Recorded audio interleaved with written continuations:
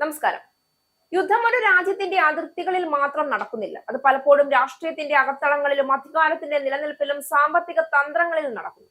2026 Israel budget അതിന് ഏറ്റവും ശക്തമായ ഉദാഹരണമാവുകയാണ്. ഇറാനുമായുള്ള യുദ്ധം എന്നത് പുറത്തേക്ക് കാണുന്ന ഒരു കാരണമാകും, പക്ഷെ അതിന് പിന്നിൽ ഒളിഞ്ഞിരിക്കുന്നത് അധികാര രാഷ്ട്രീയത്തിന്റെ സൂക്ഷ്മമായ കണക്കുകൂട്ടലുകളാണ്. പ്രതിരോധ ചെലവുകൾ കുത്തനെ ഉയർത്തി ചരിത്രത്തിലെ ഏറ്റവും വലിയ ബജറ്റ് പാസാക്കിയത് വെറും സുരക്ഷാ ആവശ്യത്തിനായാണോ, അല്ലെങ്കിൽ അധികാരം നിലനിർത്താനുള്ള രാഷ്ട്രീയ നീക്കമാണോ എന്ന ചോദ്യമാണ് ഈ വാർത്ത ഉയർത്തുന്നത്. ഇറാനുമായുള്ള സംഘർഷം തുടരുന്നതിനിടെ പ്രതിരോധ ചെലവുകൾ കുത്തനെ വർദ്ധിപ്പിച്ച് 2026 ബജറ്റ് പാസാക്കി ഇസ്രായേൽ. 69,900 കോടി ഷെക്കലിന്റെ, അതായത് ഏകദേശം 20 ലക്ഷം കോടി രൂപയുടെ ബജറ്റിനാണ് ഇസ്രായേൽ പാർലമെന്റായ നെസറ്റ് അംഗീകാരം നൽകിയത്. 55-നെതിരായ 62 വോട്ടുകൾക്ക് ബജറ്റ് പാസായി. ഇസ്രായേലിന്റെ ചരിത്രത്തിലെ ഏറ്റവും വലിയ ബജറ്റാണിത്. പ്രധാനമന്ത്രി ബെന്യാമിൻ നെതന്യാഹുവിന്റെ കീഴിൽ പ്രതിരോധ ചെലവ് ഗണ്യമായി കൂടിയെന്ന് ബജറ്റ് രേഖകൾ പറയുന്നു. 2023 ഗാസ യുദ്ധം തുടങ്ങിയതിനു ശേഷം പ്രതിരോധ ചെലവ് 120% വർദ്ധിച്ചു. ഇറാൻ യുദ്ധവുമായി ബന്ധപ്പെട്ട ചെലവുകൾക്കും മറ്റ് സൈനിക ആവശ്യങ്ങൾക്കുമായി $600 കോടി, അതായത് 56,000 കോടി രൂപയാണ് വകയിരുത്തിയിരിക്കുന്നത്. ആയുധശേഖരം വർദ്ധിപ്പിക്കാനും സൈനികർക്ക് പ്രതിഫലനം നൽകാനുമാണിതെന്നാണ് വിശദീകരണം.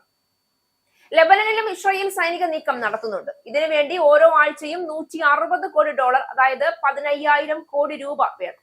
2023 ഹമാസ് ആക്രമണത്തിന് തിരിച്ചടിയായി ഗാസയിൽ സൈനിക നടപടി തുടങ്ങിയ ശേഷം ഇസ്രായേലിന്റെ കടമെടുപ്പ് വർദ്ധിച്ചു. 2024 മാത്രം 28,000 കോടി ഷെക്കലായിരുന്നു കടമെടുത്തത്. പുതിയ ബജറ്റിന് വേണ്ടി കടമെടുപ്പ് വർദ്ധിപ്പിക്കേണ്ടി വരും.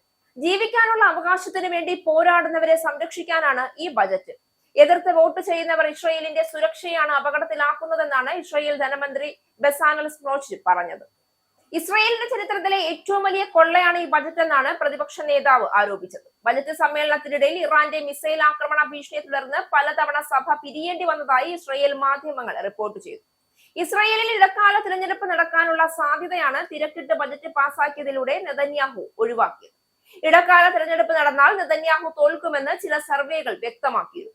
മാർച്ച് 31-നകം ബജറ്റ് പാസ്സായില്ലായിരുന്നുവെങ്കിൽ ഇടക്കാല തിരഞ്ഞെടുപ്പ് പ്രഖ്യാപിക്കേണ്ടി വരുമായിരുന്നു. ഒക്ടോബർ വരെയാണ് നിലവിലെ സർക്കാരിന്റെ കാലാവധി. എന്നാൽ തിരഞ്ഞെടുപ്പ് സെപ്റ്റംബറിൽ തന്നെ നടത്തുമെന്നാണ് നെതന്യാഹു പറയുന്നത്. യുദ്ധം ഇവിടെ ഒരു രാഷ്ട്രീയ ഉപകരണമായി മാറുന്നതിന്റെ സൂചനകൾ വ്യക്തമാണ്. യുദ്ധാവസ്ഥ തുടരുമ്പോൾ രാജ്യത്ത് ദേശീയ സുരക്ഷ പ്രധാന ചർച്ചയായി മാറും. അതോടെ സാമ്പത്തിക പ്രശ്നങ്ങൾ, വിലക്കയറ്റം, സാമൂഹിക അസമത്വങ്ങൾ തുടങ്ങിയ വിഷയങ്ങൾ പിന്നിലാക്കപ്പെടും. ഇതിലൂടെ ഭരണകൂട വിമർശനങ്ങളിൽ നിന്ന് രക്ഷപ്പെടാനും ജനപിന്തുണ നിലനിർത്താനും കഴിയും. അതേസമയം ഈ ബജറ്റ് വലിയ സാമ്പത്തിക ഭാരം സൃഷ്ടിക്കുന്നതും സത്യമാണ്. യുദ്ധ ചെലവുകൾ നിറവേറ്റാൻ കടമെടുപ്പ് വർദ്ധിപ്പിക്കേണ്ടി വരും. ചില റിപ്പോർട്ടുകൾ പ്രകാരം ഈ ബജറ്റിന്റെ ഭാഗമായും യുദ്ധ ചെലവുകൾക്കുമായി സർക്കാർ കടം വർദ്ധിക്കുകയും സിവിലിയൻ മേഖലകളിൽ ചെലവ് കുറയ്ക്കുകയും ചെയ്യും. ഇതിലൂടെ മറ്റൊരു പ്രധാന യാഥാർത്ഥ്യം വ്യക്തമാണ്. യുദ്ധം എല്ലായ്പ്പോഴും സാമ്പത്തികമായി നാശം വിതയ്ക്കുമ്പോഴും രാഷ്ട്രീയമായി ചിലർക്ക് നേട്ടമാകും. നെതന്യാഹുവിന്റെ സർക്കാർ ബജറ്റ് പാസാക്കിയത് വഴി അധികാരം നിലനിർത്താൻ കഴിയും.